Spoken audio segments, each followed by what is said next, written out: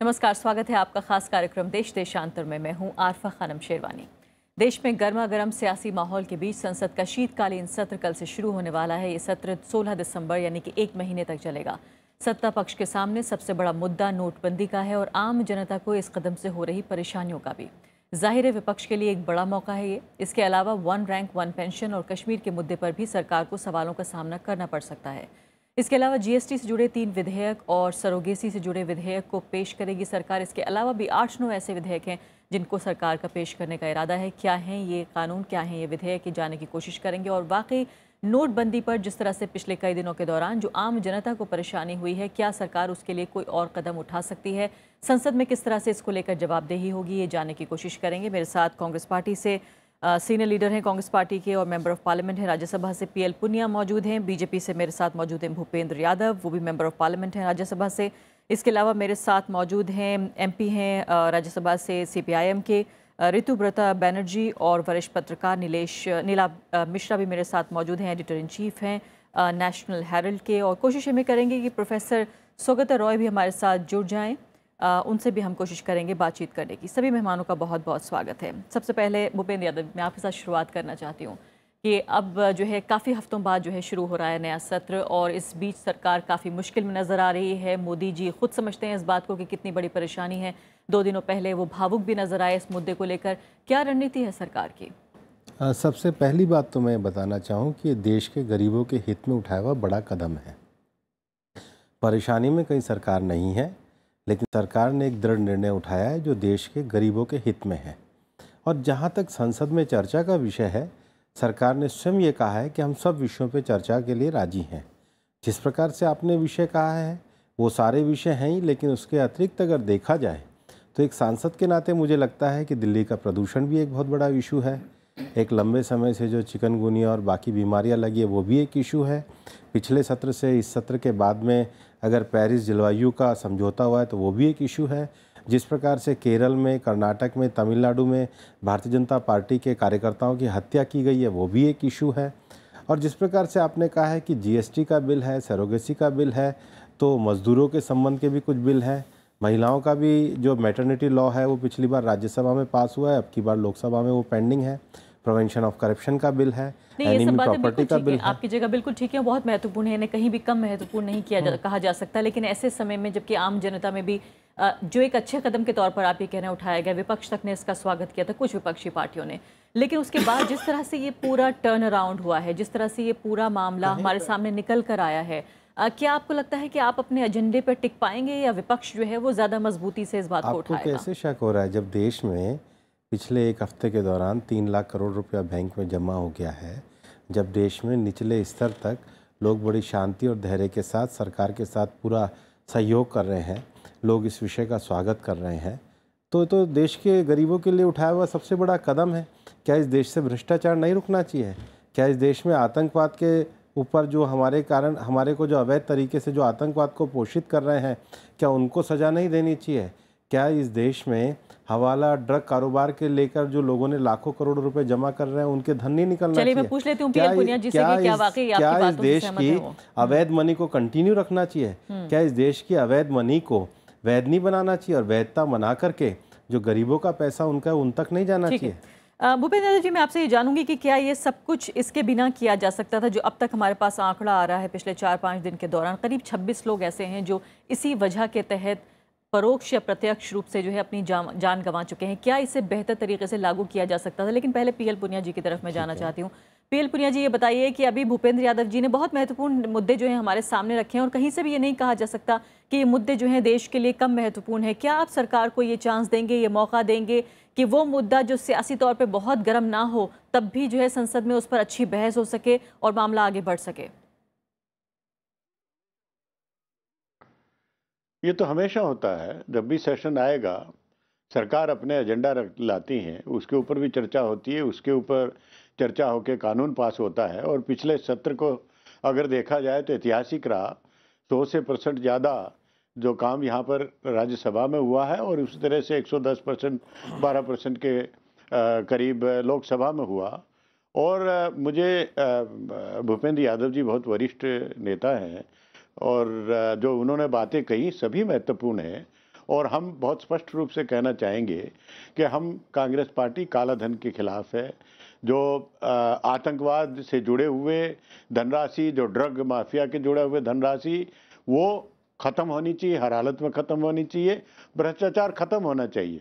और लेकिन मुझे आश्चर्य इस बात पे हुआ कि बता रहे हैं कि गरीबों के हित में है। गरीबों के हित में किस तरह से है ये बताया जाए। जो आदमी जो सुबह से लेकर रात तक लाइन में लगा है फिर भी खाली हाथ आ रहा है, तो उसने क्या कसूर किया है?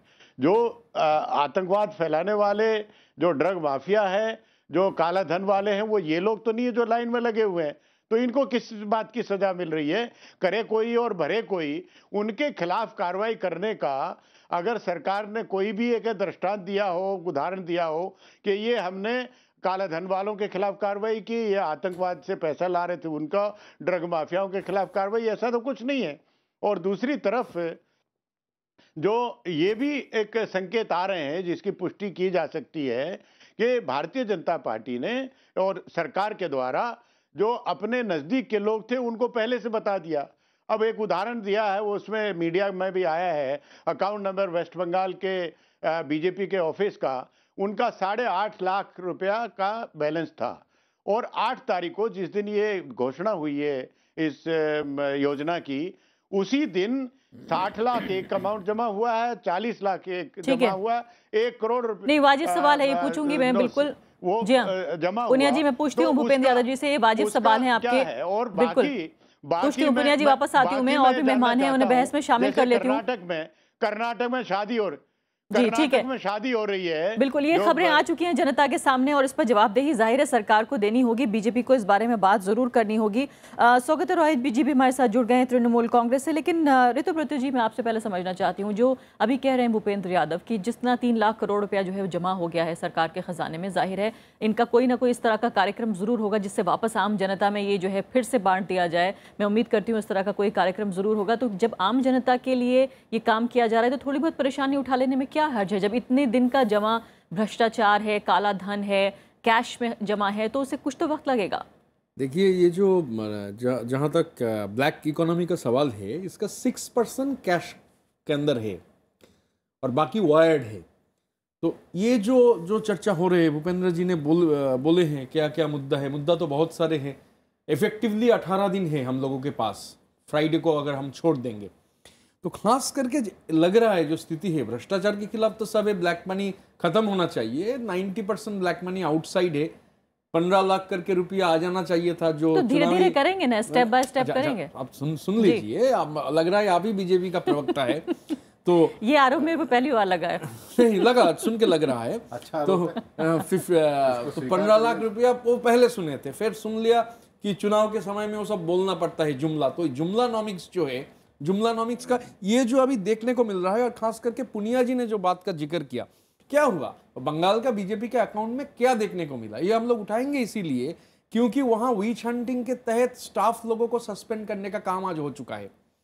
बीजेपी का अकाउंट में उस दिन, जिस दिन अनाउंसमेंट हुआ, उस दिन शाम के दरमियान पहले 60 लाख रुपीज 500 और 1000 का नोट्स, फिर 40 लाख रुपीज, वो भी 500 और 1000 का नोट, और एक हफ्ता में अगर हम देखेंगे 3 करोड़ रुपया जमा हुआ है। हम लोग का ये ओनली सिंपल क्वेश्चन है कि बाकी 51 वीक में भी क्या इतना करके पैसा जमा होता है? और आज जो हुआ, सुनने को मिला, वहां से लोगों को सस्पेंड करने का काम, विच हंटिंग हो रहा है।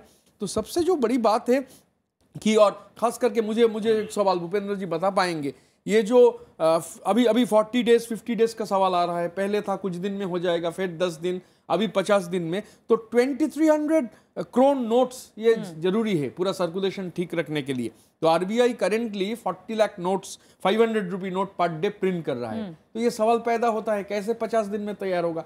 फिर ये भी आ रहा है कि ये नोट छापने का काम बहुत पहले से हो रहा था। तो उर्जित पटेल सितंबर का महीने में गवर्नर हुए, तो अब ये क्वेश्चन भी आ रहा है, तो बहुत दिन से जो छापा हो रहा है उसमें भी उर्जित पटेल का सिग्नेचर कैसे आ गया? क्योंकि मालूम था 5 महीने पहले कि उर्जित पटेल गवर्नर बनेंगे? काफी गंभीर ढेर सारे सवाल सवाल है, हैं। काफी गंभीर सवाल है, आपसे मैं जवाब लूंगी। प्रोफेसर सौगत रॉय, बताइए फिलहाल कि अब संसद का सत्र शुरू हो रहा है और जाहिर है एक लोकतंत्र में जो सबसे गंभीर और सबसे बड़े सवाल उठाए जाने चाहिए हमारे देश के राजनीतिज्ञों के जरिए, उसका प्लेटफॉर्म संसद है। लेकिन ये बताइए क्या वाकई ये मुद्दा जो बड़ा मुद्दा है, आम जनता से जुड़ा मुद्दा है, गरीब जनता से जुड़ा हुआ मुद्दा है, इसके अलावा बाकी बहुत गंभीर मुद्दे हैं, क्या आप उनको भी उठाना चाहेंगे और इस मुद्दे को किस तरह से उठाएगी तृणमूल कांग्रेस?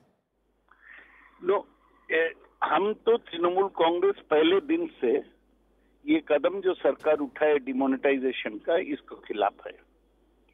नरेंद्र मोदी एक तो बहुत बड़ा गैम्बल किया, वो सोचा कि इससे हीरो बन जाएंगे, यूपी चुनाव में फायदा मिल जाएगा। आप बताइए, जैसे पहले बोला जा रहा था कि काला धन कोई रखा और आम जनता को, गरीब को, मिडिल क्लास को, इनको भुगत भोगने पड़ा। और बीजेपी पहले से अपने पार्टी के लोगों को बता दिया, वो लोग रुपया सब जमा किया। ये मैं नहीं समझता कि देश के प्रधानमंत्री होने के नाते नरेंद्र मोदी को ये नहीं पता है कि इकोनॉमिक्स ऑफ डिमोनेटाइजेशन इतना सीधा नहीं है, ये कॉम्प्लेक्स है। और अगर काला धन का बात करते हैं तो काला धन तो केवल रुपया का नोट में नहीं रखा जाता। काला धन एक तो ज्वेलरी में, गोल्ड में, लैंड में, प्रॉपर्टी में रखा जाता है और ज्यादा काला धन विदेश में भेजा जाता है।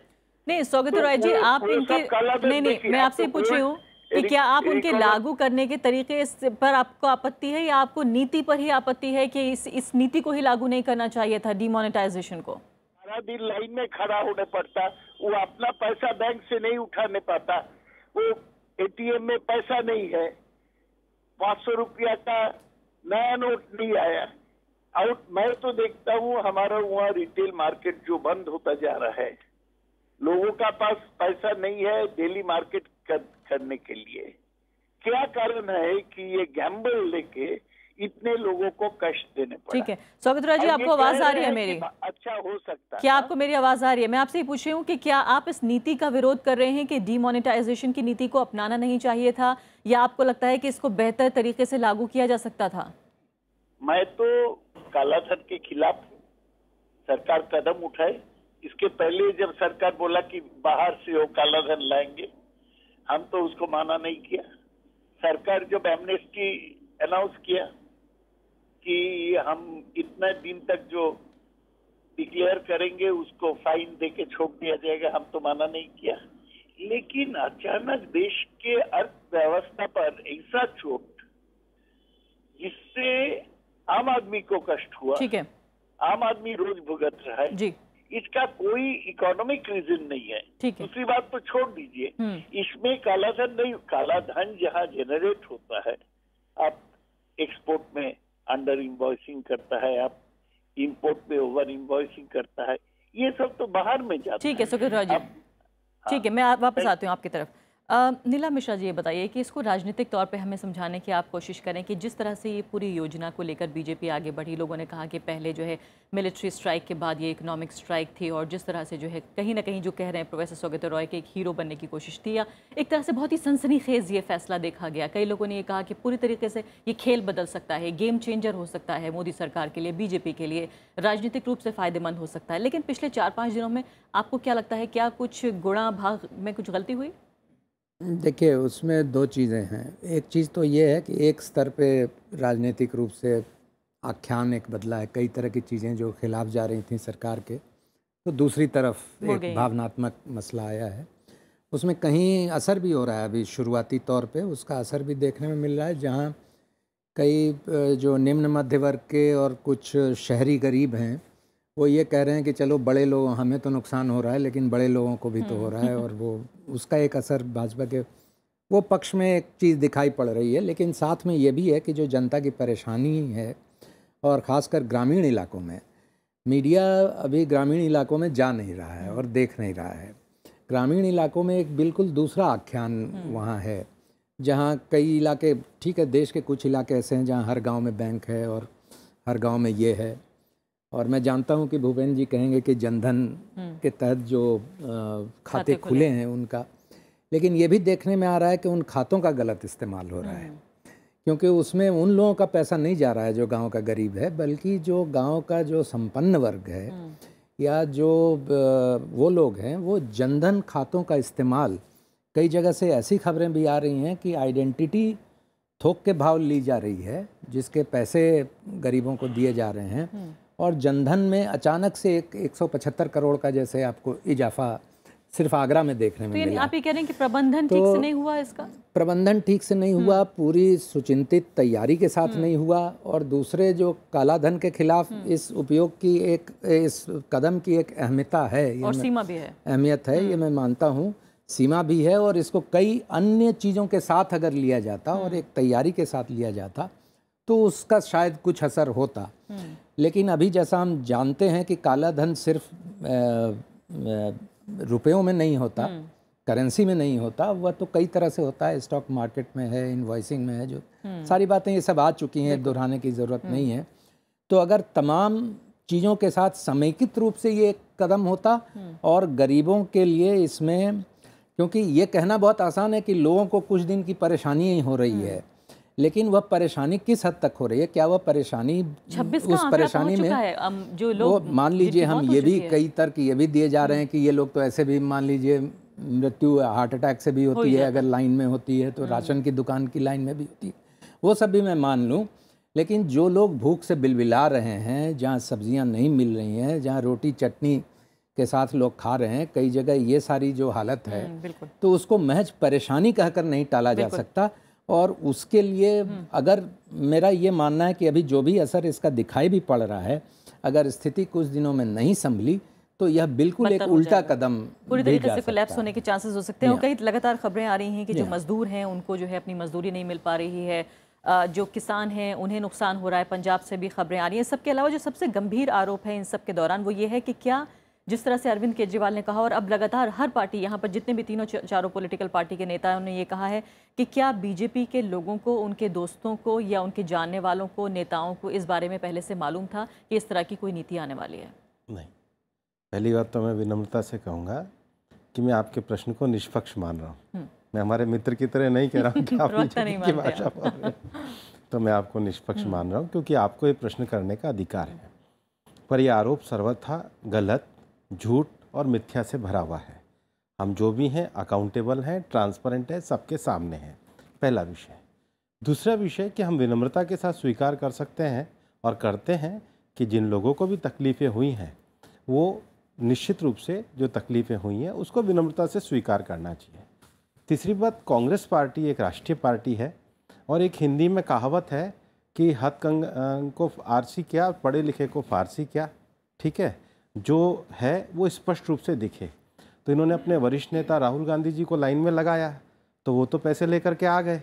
अब हमारे जो मित्र हैं पूनिया जी, उनका ये कहना कि लोग वापस लौट गए, लोगों को पैसे नहीं मिले, इन्होंने तो खुद प्रयोग करके देख लिया, तो ये कहना भी मिथ्या भरा प्रचार है।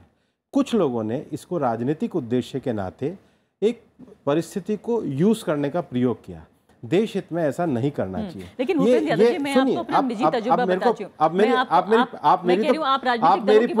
आप पूरी बात सुनिए। मैं पिछले 3 दिन से लगातार बैंक से बैंक, एटीएम से एटीएम में खुद जा चुकी हूँ। ऐसा नहीं है, आप गई हैं, निश्चित रूप से आपको तकलीफ हो सकती है, लेकिन ये एक तात्कालिक परिस्थिति है।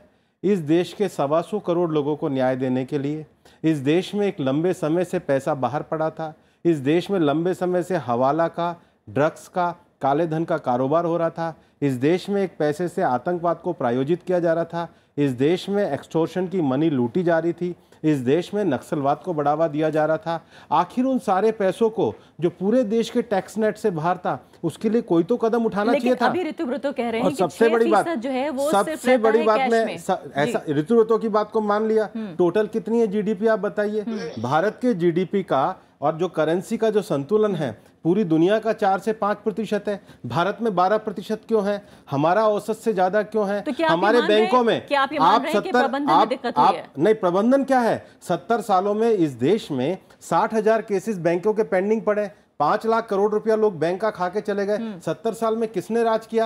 आज कानून हम लेके आए 1960 में इस देश में बैंक करप्सी और इंसॉल्वेंसी के लिए विधि आयोग ने रिपोर्ट दी। अगले 46 सालों तक लोग सार्वजनिक बैंकों का पैसा खाते रहे। क्यों नहीं कानून लेकर के आए? आज हम सिक्योरिटाइजेशन में लेके आए, आज हम बेनामी प्रॉपर्टी में लेके। और सुनिए, इस देश में मनी लॉन्ड्रिंग एक्ट था, क्यों उसके रूल नहीं बने आज तक? 20 साल से किसने रोका था? इस देश में सुप्रीम कोर्ट ने ऑर्डर, आप सुनिए, सब पे हमने कार्रवाई करी है। आरिफा जी, सब पे हमने कार्रवाई करी है। हम लोग बैंक करप्सी का लॉ लेके आए, इंसॉल्वेंसी का लॉ लेके आए, हम डीआरटी का लॉ लेके आए, हम सिक्योरिटाइजेशन का लॉ लेके आए, हम बेनामी प्रॉपर्टी का लॉ लेके आए, जो काम इन्होंने कभी किया ही नहीं। और सुप्रीम कोर्ट ने निर्णय दिया काले धन के लिए। 3 साल तक कांग्रेस ने एसआईटी का गठन नहीं किया। तो आप, मेरे पास इतनी लंबी लिस्ट है कि मैं आपको बता सकता हूं सारे विषय। आप सपोर्ट कर रहे हैं, समर्थन करें, हम लोग तो बेनामी ट्रांजैक्शन, सरफेसी एक्ट हाउस में सपोर्ट किए। मैं आपको जो बताना चाहता हूं, पिछले 2 साल के दरमियान 1.12 लाख करोड़ रुपया ये टैक्स छूट दे दिया गया। क्यों दिया गया? किसको दिया गया? बेनामी ट्रांजैक्शन का जब बेनामी ट्रांजैक्शन का जब हो रहा था, नहीं, मैं मेरा पार्टी से बोल रहा था, तो हम लोग का कहना था कि फर्स्ट 100 जो विलफुल डिफॉल्टर्स है, जो लोग 100 विलफुल डिफॉल्टर्स का सवाल हो सकता है, पहला 100 लोग जो पब्लिक बैंक से लोन लेकर रखे करोड़ों हजार करोड़ रुपया, उनका नाम पब्लिक करने में क्या दिक्कत है? उनका नाम पब्लिक कर दीजिए। आप ब्लैक मनी के खिलाफ जंग का ऐलान कर रहे हैं, तो उन लोगों को तो सेव करने का कोई जरूरत नहीं है। तो ये जो सवाल पैदा हो रहा है, खास करके गवर्नमेंट का रवैया जो है, ये इसीलिए ये और प्लास्टिक मनी का जो सवाल है, देखिए पूरी हिंदुस्तान के पैमाने में लोग कह रहे हैं, क्या इसमें आपको कोई आपत्ति है? वो जो कह रहे हैं कि तमाम समस्याएं जो है कहीं ना कहीं ब्लैक मनी और जो कैश मनी है, 90% ऑफ ब्लैक मनी तो आउटसाइड स्लैश्ड है। वो ब्लैक मनी आया नहीं, हम लोग को जुमलानॉमिक्स का इकोनॉमी समझने को मिला है। तो हम लोगों का कहना है जो वो पैसा आया नहीं, और ये जो हमारा देश के अंदर जो प्लास्टिक मनी तो ज्यादा से ज्यादातर लोग इस्तेमाल नहीं करते, जो परेशानी हो रहे हैं जिस तरीके, देखिए 26 लोगों का मौत कोई आसान बात नहीं है। एक चीज लेकर 26 लोगों का मौत हो गया, और खास करके भूपेंद्र जी बहुत बुजुर्ग लीडर है बंगाल में। आई respect you, know very much, आपके अंडर कमिटी में भी काम किए हैं। बंगाल में जो इसीलिए ये पैदा हो रहा है क्वेश्चन, ठीक बैंक बंद होने का आधा घंटे पहले 1-2 रुपया नहीं, 1 करोड़ रुपया, 60 लाख, और बंगाल का बीजेपी का स्टेट प्रेसिडेंट, नहीं, बंगाल का बीजेपी का प्रेसिडेंट जो एमएलए भी है, वो बोल रहे हैं कि हम लोग चंदा इकट्ठे नहीं करते हैं, तो 20,000 से ऊपर तो वो चेक में आना चाहिए। तो ये क्या कैश का पूरे देश में क्यों नहीं होता? पूरे देश में ये कहां से आया? शादियों वाला 500 करोड़ रुपए कर्नाटक में कहां से खर्च हो रहा है? ऐसा कहीं भी नहीं है, ये सब झूठ है। शादियों में करोड़ों रुपए, सैकड़ों करोड़ रुपए। तो आप बताइए ना, इस देश में भ्रष्टाचार चलना चाहिए। इस देश में लोगों के गद्दों में और रिजाइयों में पैसे भर के रखे जाने चाहिए। क्या इस देश का ये पैसा बाहर नहीं आना चाहिए? लोग हैं जिनके पास सिर्फ 500, 1000, तो उनकी तो व्यवस्था की जा रही है। अब मेरे से 5 स्टेप सुन लीजिए, 5 स्टेप सुन लीजिए। पहली बात, सरकार ने कल ही एक ऑर्डर दिया है कि बुजुर्गों के लिए और दिव्यांगों के लिए अलग से लाइन लगाई जाए। दूसरी बात, सरकार ने जितने भी बैंक मित्र हैं, 80,000 देश में बैंक मित्र हैं जो गांव तक जाएंगे, उनको कहा है कि आप कैश देकर के आओ। सरकार ने तीसरी बात, ये जो सेंट्रल कोऑपरेटिव्स हैं उनको सरकार ने कल ऑर्डर करके इसको जारी करने का काम किया है। चौथी बात, सरकार ने सारे अभी टोल फ्री किया है। पांचवी बात, सरकार ने जो इतनी स्वाइप मशीन है उनको 31 दिसंबर तक स्वीप किया है। छठी बात, सारी व्यवस्था हो रही है। आरफा जी, आपको एक हफ्ते थोड़ी तसल्ली रखनी है। ये बेकार की बात हो रही है। आप सही बात करिए पुनिया जी। देखिए, जो भूपेंद्र सिंह जी जो बात कर रहे हैं, वो उन्होंने कहा कि राहुल गांधी जी वो 4,000 का नोट लेके चले गए, तो इसलिए ये आरोप गलत है। वो मैं मानता हूं कि राहुल गांधी जी ले गए और प्रधानमंत्री जी की माता श्री वो भी ले गई नोट, तो लेकिन मीडिया के सामने रोज देख रहे हैं कि साहब हम 7 जगह गए और एटीएम बंद मिला, किसी में पैसा नहीं है, और लाइन लग के फिर कहा कि साहब अब टाइम हो गया, फिर वापस चले गए। क्या ये आपको नहीं दिखाई देता? और जो आप बता रहे हैं कि ड्रग माफिया, आतंकवाद से जुड़े हुए हम चाहते हैं, लेकिन ये जो स्टेप आपने लिया है, ये किस तरह से ड्रग माफिया को अफेक्ट कर रहा है, किस तरह से काला धन को इफेक्ट कर रहा है। काला धन वाले तो सुरक्षित करके आपने रखे हुए। जिस तरह से मेरी मांग है, जिस वेस्ट बंगाल के अकाउंट का खुलासा हुआ है, बाकी जगह भी आपके अकाउंट में, भारतीय जनता पार्टी के संगठनों के अकाउंट में इस बीच में 8 तारीख और उस हफ्ते में जो पैसा जमा हुआ है वो उसके बारे में खुलासा किया जाए। ये आप उद्देश्य की बात कर रहे हैं, काला धन को, आतंकवाद से जुड़े हुए, ड्रग माफिया, हम सहमत है पूरी तरह से, लेकिन ये एक्सरसाइज उसको तो एड्रेस कर नहीं रही। पुनिया जी, फिलहाल मुझे कार्यक्रम खत्म करना होगा, माफ कीजिएगा। जो तेवर है फिलहाल विपक्ष के, उनको देखकर ये नहीं लगता कि सरकार के लिए बहुत आसान ये सत्र होने जा रहा है। जाहिर है गंभीर मुद्दा है और आम जनता से जुड़ा मुद्दा है। आम जनता की भ्रष्टाचार से के अलावा भी जिंदगी मौत का सवाल फिलहाल बन गया है बहुत सारे लोगों के लिए। ये देखना होगा कि 5 कदम का जो भी ऐलान किया है यहाँ पर भूपेंद्र यादव जी ने, क्या वाकई वो आगे आने वाले 3-4 दिन या हफ्ता भर जो है लोगों के लिए कुछ आसानी लेकर आते हैं। इसी के साथ अभी के लिए इतना ही, नमस्कार।